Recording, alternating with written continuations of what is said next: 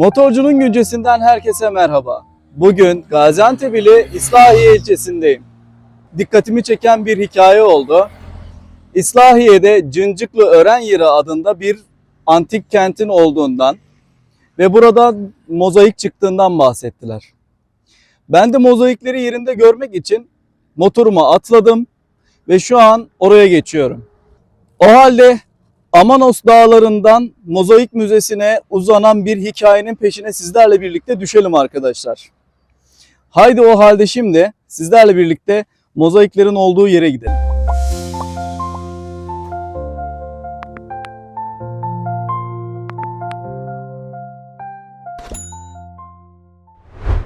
Motorcunun Güncesi'nden herkese merhaba. Bugün şu an üzerinde bulunduğum yer bundan binlerce yıl önce insanların yaşadığı, geçimlerini sürdürdüğü bir toprak parçasıydı. Bir imparatorluğun parçasıydı. İnsanların yaşadığı bir toprak parçasıydı. Bugünse bu halde. Nerede miyim? Amanosların eteklerindeyim. Gaziantep ili İslahiye ilçesi Cıncıklı Ören yerindeyim. Peki burayı benim gelmem için bu kadar özel kılan şey neydi? Tabii ki arkadaşlar, başlarken de söylediğim gibi insanlar binlerce yıl önce yaşadı. Tıpkı bizler gibi. Bizden farkları yoktu. Onlar ne yaptılar? Bir medeniyet kurdular. Ve her medeniyet ben varım demek için vardır. Ben vardım, ben yaşadım. İşte Cıncıklı Ören yerinde de biz bu izleri görüyoruz. Bu izlerin peşindeyim. Bugünkü bölümümde sizlere Cıncıklı Ören yerinden bahsetmek istiyorum. Şu an üzerinde bulunduğum yer bazı kişilerce bir antik tiyatro, bazı kişilerce ise bir kilise. Eskiden böyleydi en azından. Yani bundan 2000 yıl önce böyle olduğu düşünülüyor.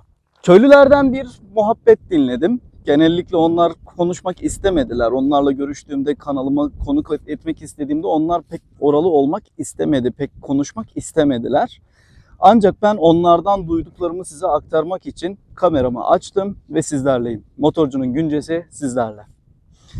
Şu an üzerinde bulunduğum bu yer bazılarınca bir tiyatroluk kalıntısı, bazı kimseler için de bir kilisenin bir bölümüydü. Zaten şuradaki çıkıntıdan az çok her iki fikrin de doğru olduğunu düşünüyorum. Cıncıklı Ören yerinin adı yağmurlarda ve su gördüğünde mozaiklerin cam gibi parlamasından geliyor. Çünkü yöresel ağızda cıncık cam demektir arkadaşlar. Burada yaşayan yerli halk yağmur sonrasında üzerine su değdikten sonra mozaiklere bakıyor ve mozaiklerin parladığını görüyor. Tıpkı bir cam gibi parladığını görüyor. İşte ondan sonra buraya cıncık gibi parlayan gibi bir anlam katarak bu ismi veriyorlar.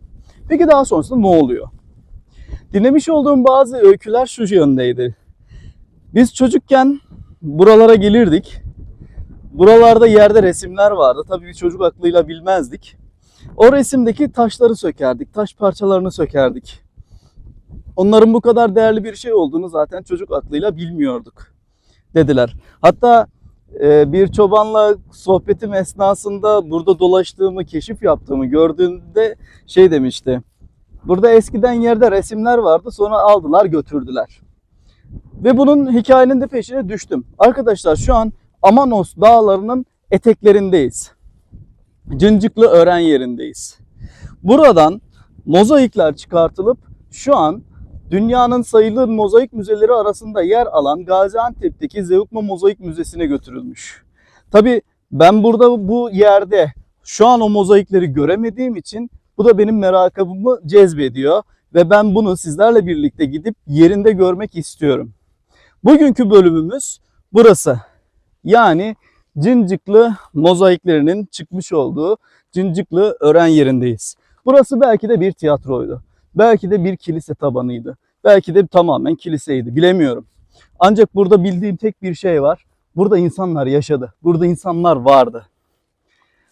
Hala etrafa baktığınızda, çünkü bunu bana köylülerden söyleyenler olmuştu. Hala etrafınıza baktığınızda dikkatli bir şekilde incelediğinizde zemini Bazı yerlerde hala mozaik parçalarına ait taşlar dahi bulabiliyorsunuz. Yani bu gerçekten çok ilginç bir durum. Çünkü mozaikleri taşınmış, gitmiş ama yine de siz o mozaiklerin bilmiyorum belki de kullanılmayan kısımlarıyla alakalı ya da kullanılamayacak kadar kötü olan kısımlarındaki taş parçalarını yine de burada görebiliyorsunuz. Yani her taraftan zenginlik parlıyor. Şu an gözüme çarpan bir taşı sizinle paylaşmak istiyorum. Bakın. Yani dikkatli bir şekilde baktığınızda, dikkatli bir şekilde incelediğinizde yine burada da var. Hala şu an günümüzde dahi bazı parçalar bulmanız mümkün. Öğren yerine geldiğinizde zaten şöyle bir durumla karşı karşıya kalıyorsunuz. Şöyle göstermek istiyorum, boydan boya göstermek istiyorum. Bakın. Burada zaten bir temel hattının olduğu görülüyor. Şöyle boydan boya geldiğinizde temel hattını görebiliyorsunuz. Hatta burada bir basamak olduğunu düşündüğüm yer dahi var. Tam da burası. Bir giriş kapısı olabilir, bir basamak olabilir. Bilemiyorum. Burada bir yerleşke söz konusu. Köylülerden dinlediğim diğer durum ise şuydu arkadaşlar. Buranın bir tiyatro olabileceği yönündeki bir düşünceleri vardı. Bu düşünceyi de temellendirmek, yani bu düşünceyi de kanıtlayabilmek amacıyla bana karşıdaki dağdaki sıraları gösterdiler. Buradaki dizili taşların dönemine ait oturma yerleri olduğunu söylediler. Böyle bir düşünceleri vardı. Hatta benden önce gelen bazıları burada pişmiş kiremit parçaları biriktirip koymuşlar buraya. Bunlar da tamamen buraya ait bir şey. Pişmiş tuğlaları aslında ben daha çok Roma tarzı bir mimaride görmüştüm. Muhtemelen burası, zaten muhtemelen demeyeyim, burası zaten bir Roma dönemine ulaşıyor. Öyle bir geçmişi var. Hatta bakın şöyle arka taraflarda çok dikkat çekmeyen yerlerde dahi bunlardan bulmak söz konusu. Burada çok fazla. Görmüş olduğunuz gibi. Burası bir öğren yeri. Buradan mozaikler çıktı arkadaşlar.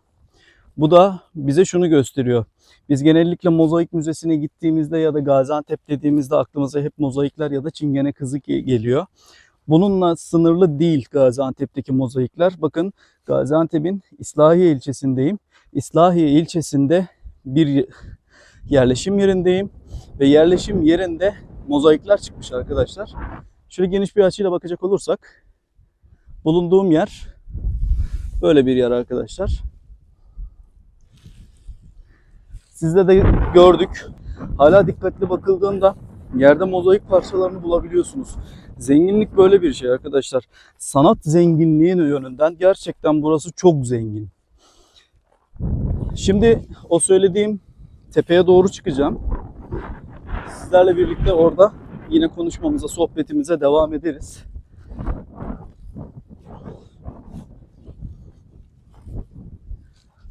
Giderken bir taraftan da şöyle yine geldiğim yeri göstereyim. Arkadaşlar gördüğünüz gibi şu yerlere çıkacağız. Sizlerle de bir bakalım. Bir tiyatro için oturma yerine benziyor mu? Sizlerle birlikte yorumlarda da buna karar veririz.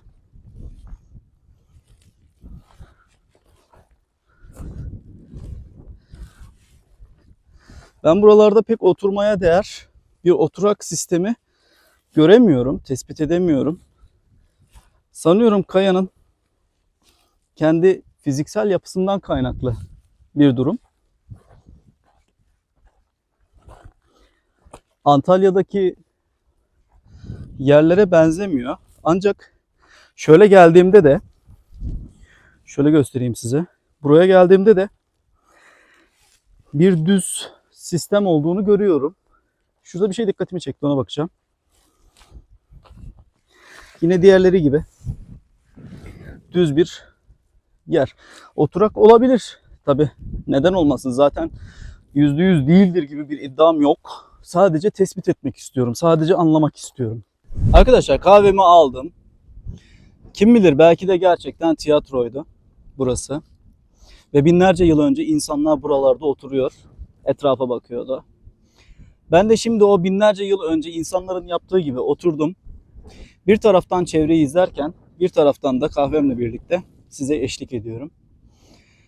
Tiyatrolar eski zamanlarda insanların en çok sosyalleştiği yerler. Çünkü eğer bir kral tahta çıkıyorsa kralın tahta çıkışı sergilenirdi tiyatrolarda. Yani bu aslında bir nevi kralın kendi otoritesini, kendi iktidarını halkına duyurma şekliydi.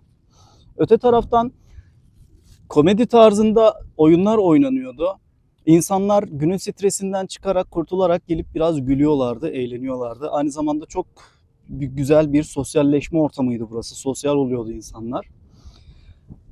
O yüzden antik tiyatrolar bu noktada insanların tam bir buluşma noktası. Antik tiyatrolar bir kavşak noktası. Ben de şimdi söylendiği gibi, bana aktarıldığı gibi belki de burası o dönemlerde insanların buluşup oturup vakit geçirdiği bir tiyatro yeriydi. Ve burada insanlar oturuyordu. Burası onların buluşma noktasıydı. Ben de binlerce yıl önceki tarihle buluşmuş oldum. Gaziantep baktığımız vakit antik dönemlerin bir sanat atölyesi gibi. Bir taraftan bakıyorsunuz Hititlere buradan heykeller gidiyor. Öte taraftan bakıyorsunuz en güzel yer döşemeleri mozaikler şeklinde yapılmış ve 3 çeyrek bakış açısı dediğimiz bir teknik kullanılmış. 3 çeyrek bakış açısını biz bugün Mona Lisa tablosunda görüyoruz. Mona Lisa'ya gittiğinde insanlar orada çok farklı bir tabloyla karşılaştığından bahsediyor. Aslında onun boya olması insanları cezbeden nokta. Ancak şöyle bir durum var. İnsanlar burada bu işi taşlarla yaptı. Yani taşlara hayat kattılar. Ve 3 çeyrek bakış açısıyla yaptılar bunu. Yani 2000 yıl önce insanların sanat anlayışı çok ilerideydi dememiz gayet doğal. Şimdi biz bir Rönesans eserine baktığımızda hayretleri düşüyorken 2000 yıl önce insanlar bunu yaptı. Yani mozaik yaptılar ve buna hareket kattılar, canlılık kattılar. Bunların üzerine bastılar. Şu an nasıl ki biz halılar gördüğümüzde bir İran halısı ya da bir Karaman halısı gördüğümüz zaman şaşırıp kalıyorsak, o dönemde de insanlar halı gibi mozaikleri kullandılar. Bunları kullandılar yani. Ve şu an şaşırarak bakıyoruz biz bunlara. Çünkü mozaikler, ben ilerleyen bölümlerde Gaziantep'e dediğim gibi Cıncıklı mozaiklerinin peşine düşeceğim. Gideceğim. Orada gittiğimde de size bazı mozaikler aktarmaya çalışacağım. O mozaiklere baktığınız takdirde mozaiklerin hareket ettiğini siz de göreceksiniz. Siz de buna şahit olacaksınız. Heyecanlıyım. Çünkü 2000 yıllık bir tarihin tam da şu an yerindeyim. 2000 yıllık bir tarihe tanıklık ediyorum sizlerle birlikte. Ve sizlerle belki de dediğimiz gibi burası bir tiyatro oturağıydı ve 2000 yıllık, belki de 2000 yıldan daha da öncesinde kurulmuş bir tiyatrodan sohbet ediyorum. Bu gerçekten bir mucize gibi. Sizlerle tıpkı 2000 yıl öncesinde olduğu gibi sosyalleşiyorum. Aynı zamanda şunu da eklemek isterim. Bu bölge o dönemin bir atölyeli. Yani maddi durumu yüksek olan insanların yaşadığı değil de daha çok alt gelir grubu insanların yaşadığı bir bölge olduğu da rivayet ediliyor. Şöyle etrafa baktığımda aslında bu fikrin çok da yabancı gelmediğini ya da bu fikrin çok da uzak bir fikir olmadığı kanaatindeyim. Çünkü şu an bulunduğum yer genellikle üzümleriyle meşhur bir bölge. Aynı zamanda zeytinler de burada çokça var, zeytin ağaçları. Yani bu kanıdan yola çıkarak şöyle bir şey diyebilirim. Zamanında buralarda belli ki işlikler vardı. Bir tarafta demirciler vardı. Bir tarafta tekstil atölyesi vardı.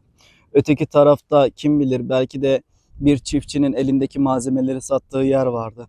Yani insanlar hep evini geçindirme derdine düştü. Hep bir geçim derdi vardı. İnsanlar aç kalmamak, ailesini doyurmak amacıyla hep bu tarz işlere yöneldiler.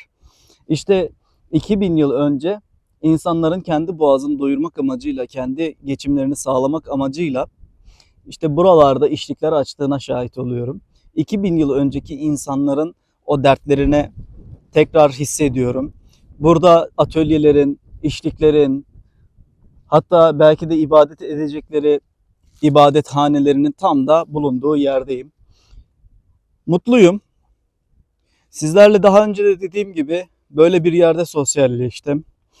İlk videom, bu video ile başlıyorum YouTube'a. Umarım ilerleyen süreçte de yine birlikte oluruz. Ve bu şekil içeriklerimin artması temennim. Çünkü görecek, anlatacak çok hikaye var. Hala günümüzde dahi insanların kendi hikayelerini anlatmak için nasıl bir çaba içerisine girdiğini görüyorum.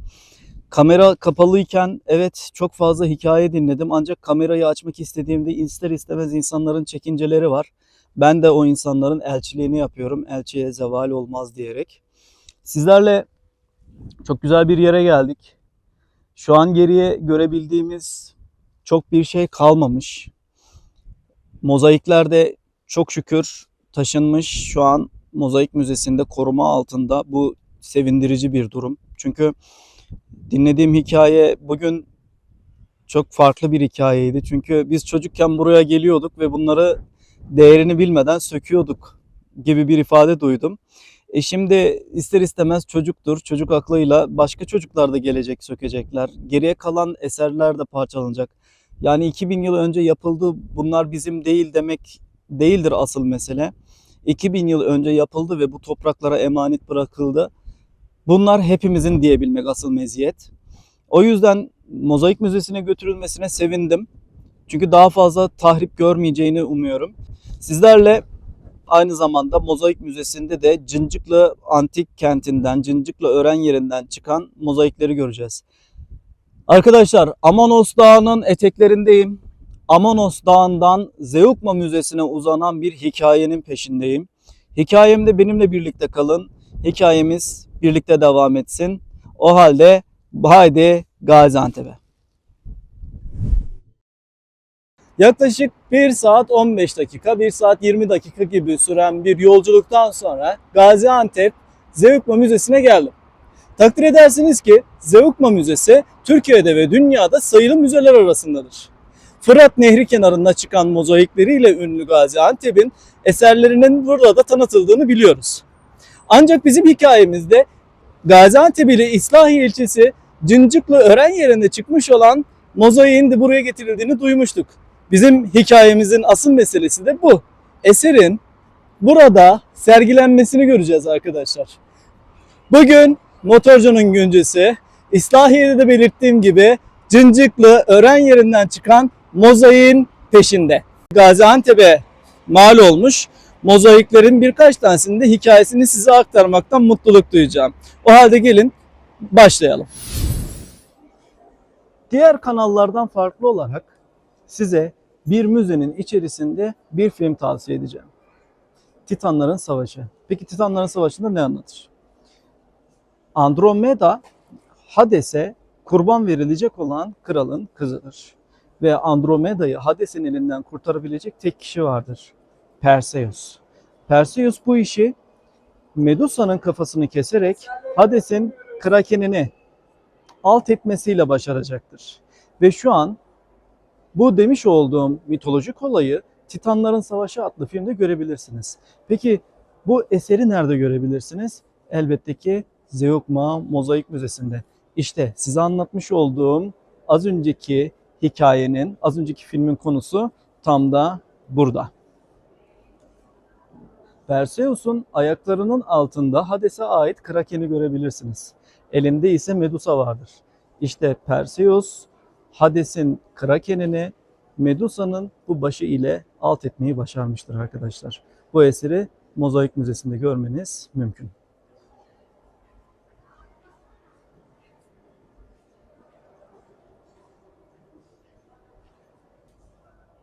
Bu eserimizde Psike ve Eros'u görmekteyiz.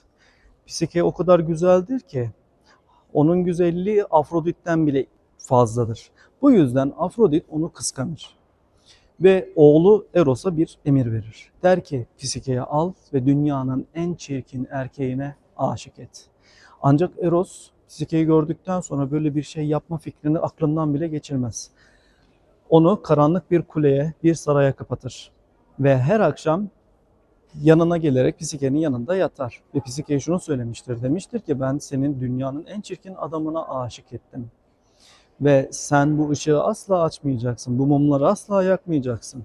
Aksi halde bu işin sırrı bozulur, büyüsü bozulur. Yanındaki adamı tanıma. Bir gece Pisike artık yanında kimin yattığını merak ettiği için mumu yakar. Mumu yaktıktan sonra bir de bakar ki aslında dünyanın en yakışıklı erkeğinin yanında. Yani Eros'un yanında yattığını görmüştür. Ve Eros da uykusundan uyanıp bu durumu gördüğünde Pisike'ye der ki bu bir sırdı ve sen bu sırrı bozdun. İşte arkadaşlar bu mozaiğimizde anlatmış olduğum bu hikayen resmedilmiş. Zeugma Mozaik Müzesi'nin içerisindeki mozaikler 3 çeyrek bakış açısı dediğimiz bir bakışla çizilmiştir. 3 çeyrek bakış açısı ne demektir? Arkadaşlar hareket eden mozaik anlamına gelir. Kenarlarda görmüş olduğunuz bu kübik dizimler siz ne tarafa giderseniz o tarafa doğru hareket eder. Şu an bize göre dik konumda bulunan bu küpler yürüdüğümüz takdirde yatay hale gelecektir.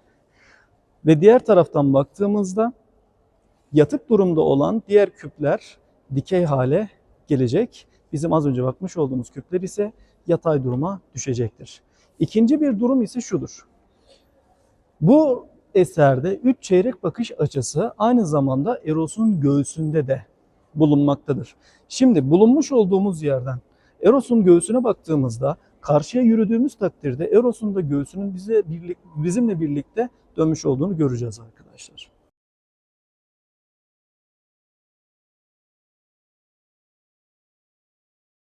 Size az önce Eros'un annesinin Afrodit olduğundan bahsetmiştim. Afrodit köpüklerden doğar arkadaşlar. Bu müzeye geldiğinizde oğul ile anayı karşı karşıya görebilirsiniz. Evet, karşınızda Afrodit'in doğuşu. Afrodit arkadaşlar köpeklerden doğmuştur. Bir istiridye kabuğunun içerisinden inci gibi doğduğu resmedilmekte. Hemen yukarıda şu kısımda ise bu eseri adını bildiğimiz tek büyük mozaik ustasıdır bu kişi. Aynı zamanda bu eseri Zosimos'un yaptığını görüyoruz. Gaziantep'in sembollerindendir. Hatta nereye giderseniz onun yüzünü görmeniz çok olası. Kimden bahsediyorum? Çingene kızı. Çingene kızının arkeologlar ilk bulduğu zaman kadın mı erkek mi olduğunu anlayamamış. Ancak gerek gözlerinin bakışından, gerek saçlarının renginden, gerekse kulağındaki küpeden bu olsa Çingene kızıdır diyerek ona bu ismi vermişler. Çingene kızının yine aynı şekilde 3 çeyrek bakış açısıyla yapıldığını biliyoruz. Peki Çingene kızını bu kadar özel kılan şey nedir? Çingene kızının gözleri siz nereye giderseniz sizi takip eder. Etrafında 360 derece döndüğünüzde dahi gözleri sizi takip etmeyi bırakmaz. Bu özelliğiyle bugün Louvre Müzesi'nde sergilenen ve Leonardo da Vinci'nin yapmış olduğu Mona Lisa tablosuna çok benzer. Ancak şöyle bir şey vardır. Leonardo büyük üstad, doğru. Ancak Leonardo Mona Lisa'yı boya ile yaptı. Bu söylemiş olduğumuz eseri ise sanatçılar 2000 yıl önce taş ile yaptı. İşte Çingene kızının önemi tam da burada ortaya çıkıyor.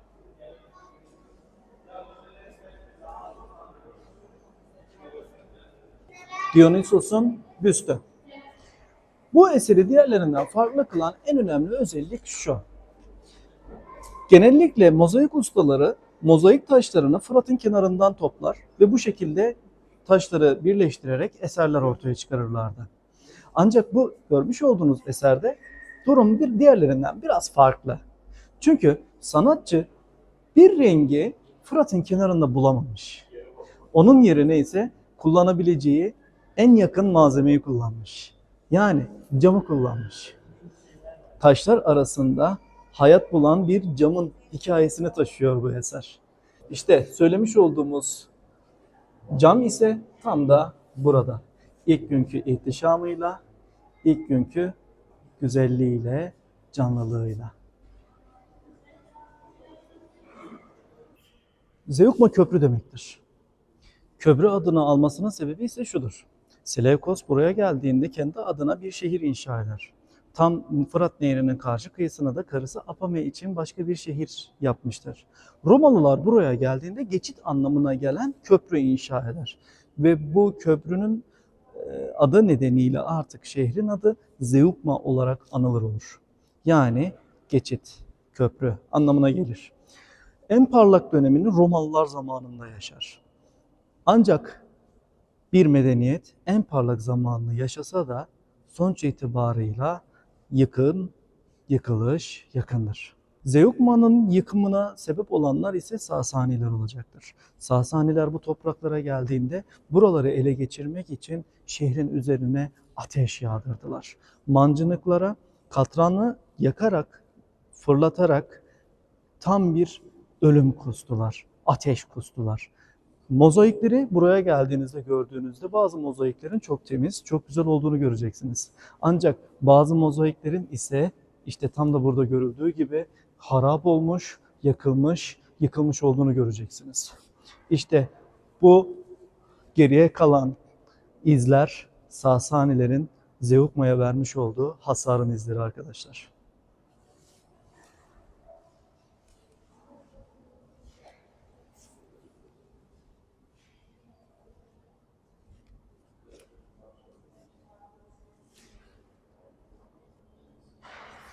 Ve motorcunun güncesi olarak hikayemizin başlamış olduğu İslahiye'de başlamıştık. Gaziantep ili İslahiye ilçesinde başlamış olduk bu hikayeye. Ve şu an bu hikayenin sonuna geldik arkadaşlar.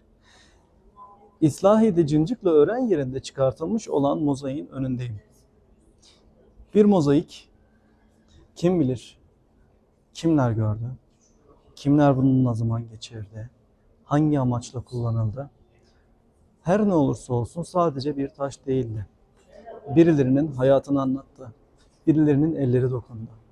Birileri bunların üzerinde dolaştı, koştu, yürüdü. Yani anlayacağınız bu taşlar pek çok hikayeye konuk oldu.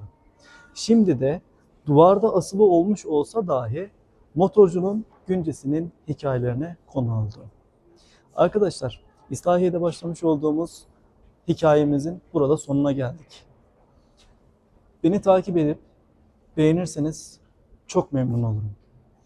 Yeni hikayelerde, yeni olaylarda, yeni anlatılarda buluşmak üzere. Şimdilik kendinize çok iyi bakın. Beğenmeyi, takip etmeyi ve arkadaşlarınıza tavsiye etmeyi unutmayın. Sevgiyle kalın.